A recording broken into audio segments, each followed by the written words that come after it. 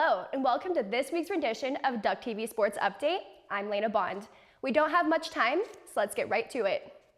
The 5th-ranked Oregon's men's basketball team flew down south this week to take on Los Angeles, taking on both the 10th-ranked UCLA and their cross-city rivals, USC. The week of blown leads continued on Thursday, when the men's team blew a 19-point lead against the UCLA Bruins. UCLA outmuscled Oregon on the boards and in the paint for the second half, and then held on late for an 82-79 win Thursday night at Pauley Pavilion.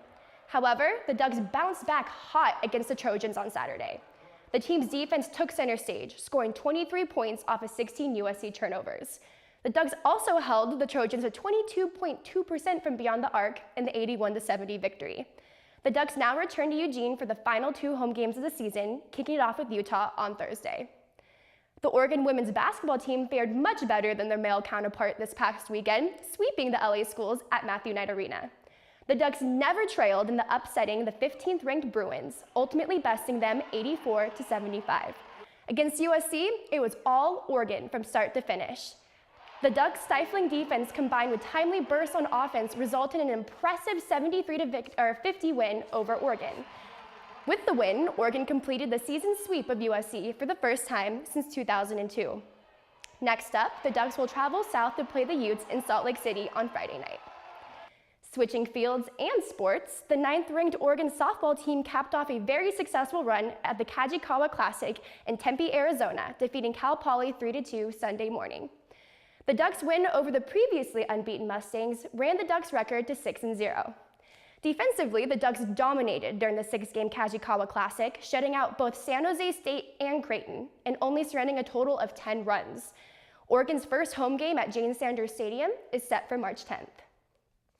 Now for a sport that requires a little extra cardio. Oregon track and field finished up a very productive weekend at the Husky Classic in Seattle and the Don Kirby Elite in Albuquerque on Saturday. Headlined by a world and NCAA leading time by Hannah Cunliffe in the 60 meters and NCAA leading time for freshman Katie Rainsberger in the 3,000 meters. The Ducks hit a total of 21 personal bests on Saturday and finished the weekend with 2 world leading marks, 3 NCAA leading times, and a collegiate record. The Ducks will now train the next 2 weeks before the championship portion of the season begins at the MPSF Championships in Seattle on February 24th through the 25th. On to Pape Field, the Oregon women's lacrosse team opened conference play with an 11-9 win over San Diego State and improved to 2-0 to start the season on Saturday afternoon at Pape Field. Sophomore Shannon Williams with a threat to score all game, finishing with a career-high 4 goals, an assist to finish with 5 points. The Ducks will have a quick turnaround as they welcome Canisius to Pape Field Monday at 1 p.m. Now on to a different court. The Oregon men's tennis team won its 3rd match in the span of 3 days on Saturday afternoon with a 5-2 victory over Iowa at the Student Tennis Center. After suffering a loss to 9th-ranked Texas in the Austin Regional Final, the Ducks have won their last 4 matches with a combined score of 23-2.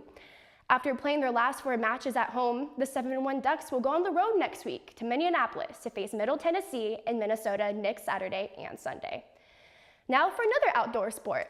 Down in Palo Alto, California, Kelsey Ulip recorded the best finish of her career to lead the Oregon women's golf team to a 2nd place showing at the Peg Bernard Invitational in the first event of the spring season. Ulip finished the final round with 2 under 69 and accounted for 8 of the Ducks' 20 birdies in the tournament. The Ducks will now travel to New Orleans, Louisiana next week to compete for the All-State Intercollegiate Sugar Bowl on February 19th through the 21st. And now for this week's top plays. Number 5. Oregon at USC, USC ball, and an Oregon steal. Ennis passes to Tyler Dorsey for the glorified layup, and Dorsey ended with 19 points for the day. Going on to number 4, back at USC, Oregon ball, Pritchard to Ennis, who gives it right back, and now it's Brooks ball. Looks like glorified layups were the name of the game, with Brooks getting a little fancy here.